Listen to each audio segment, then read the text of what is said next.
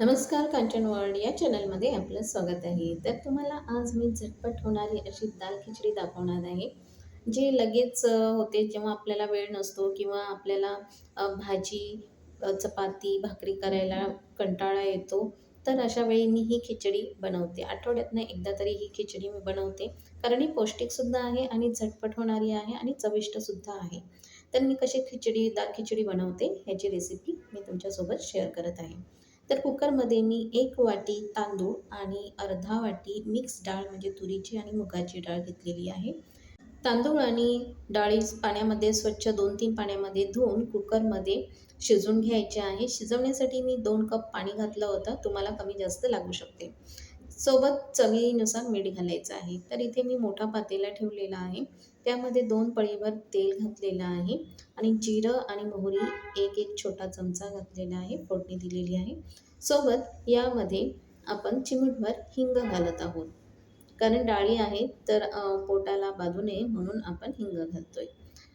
आता यामध्ये कांदा, लसूण, कढीपत्ता आणि मिरची ह्याची फोडणी दिलेली आहे. लसूण बारीक काप करून घेतलेले आहेत, जेणेकरून ते खाताना खूप छान लागतात. तर हे कांदा सॉफ्ट होईपर्यंत आपण परतून घेणार आहोत. एकदा कांदा परतून झाला का त्यामध्ये टॅमॅटो घालायचा आहे. 2 छोटे टॅमॅटो मी कापून घेतलेले आहेत. ते सुद्धा सॉफ्ट होईपर्यंत असे तेलावर परतून घ्यायचे आहे. 2-3 मिनिटं परतून झाल्यानंतर चवीनुसार मी अर्धा चमचा मीठ घातलेलं आहे. भात शिजवताना सुद्धा मी अर्धा चमचा त्यामध्ये मीठ घातलं होतं. म्हणून चवीनुसारच मीठ घालायचं आहे. आता इथे मी सुके मसाले घालत आहे. अर्धा चमचा हळद, 2 चमचे लाल तिखट म्हणजे घरगुती मसाला आणि 1 चमचा गरम मसाला. तुम्ही ह्याच्यामध्ये कमी जास्त मसाले करू शकता. मी इथे थोडी स्पायसी दाल खिचडी बनवलेली आहे. जर का तुम्हाला नॉर्मल बनवायची असेल तर तुम्ही फक्त अर्धा चमचा मसाला वापरायचा आहे. आता इथे तेलावर छान मसाले परतल्यानंतर इथे मी पाणी घातलेलं आहे. जेवढं तुम्हाला पातळ पाहिजे असेल तेवढं पाणी घालायचं आहे. इथे मी 2 कप पाणी घातलेलं आहे. म्हणजे दाल खिचडी खूप नरम आणि छान होते. जसं पाणी लागेल तसं घालायचं आहे. तर इथे बघा पाण्याला छान अशी उकळी आलेली आहे. उकळी आल्यानंतर याच्यामध्ये कुकरमध्ये शिजवलेला भात आणि डाळ हे घालायचं आहे.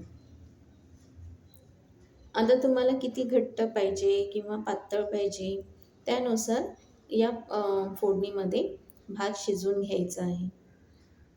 तर इथे मी 4 ते 5 मिनिटं हा भात असा छान शिजवून घेणार आहे.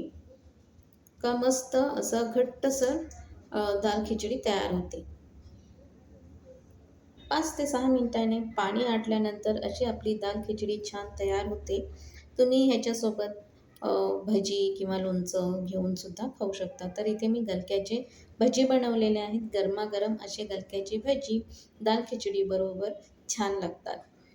तर गलक्याची भजी बनवण्यासाठी आपण जसं भजीचं बॅटर बनवतो तसंच बनवलेलं आहे आणि तेलामध्ये फ्राय करून घेतलेले आहेत. तर असे माझे भजी पण तयार झालेले आहेत.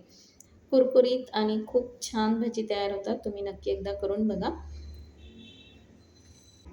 आता तुम्हाला इथे मी ताट सर्व्ह करून दाखवते, की दाल खिचडी कशी तयार झालेली आहे. खूपच चविष्ट, भन्नाट चवीची अशी दाल खिचडी तयार होते. तुम्ही एकदा नक्की करून बघा. जराशी तिखट केली ना का खाण्यासाठी खूप मजा येते. तर अशा पद्धतीने माझी दाल खिचडी तयार झालेली आहे. रेसिपी आवडली असेल तर लाईक करा. नवीन असाल तर सबस्क्राईब करा. आता भेटूया नवीन रेसिपीमध्ये. तोपर्यंत सगळ्यांना माझा नमस्कार.